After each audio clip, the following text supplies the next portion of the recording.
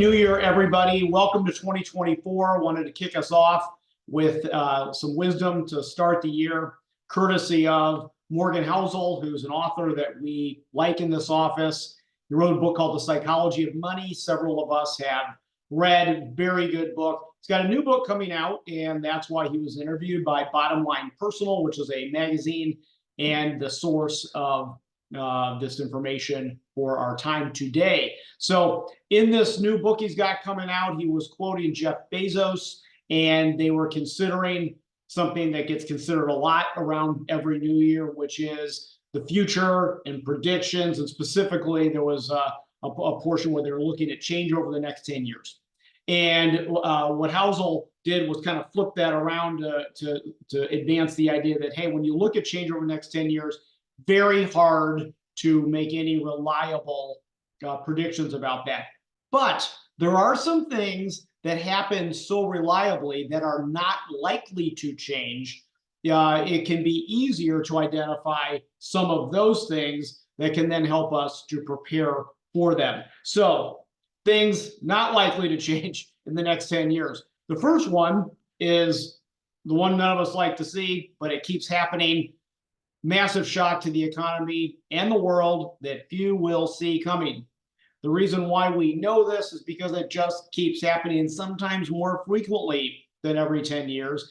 And yet people's well-devised financial strategies keep working. So this is factored into your plans.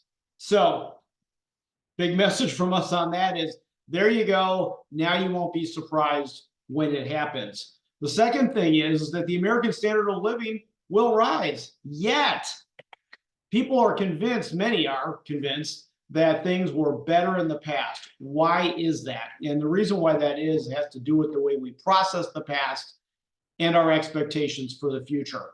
An example of this is when people reflect on the good old days, many are thinking of the 1950s. Me not having been born in the 1950s, I walked around with that thinking that that was the better time. But when you look at since then, both regards to poverty and incomes, these are the good old days, because poverty is down substantially in the world, incomes are substantially up in the world, while there's all kinds of other commotion that we're well aware of. But these are definitely the good old days with regards to the economy. Number three is economists are going to be wrong in their predictions. There's some economists that we really appreciate in this office. We really like them as economists. We are more frequently amused by them when they attempt to predict the direction of markets and securities prices. So that will continue to happen. And then finally, investors longing for stability will most likely be disappointed, because volatility, which is up and down price movements, is the rule rather than the exception. Now, we all love a certain kind of volatility, which is the kind that goes up.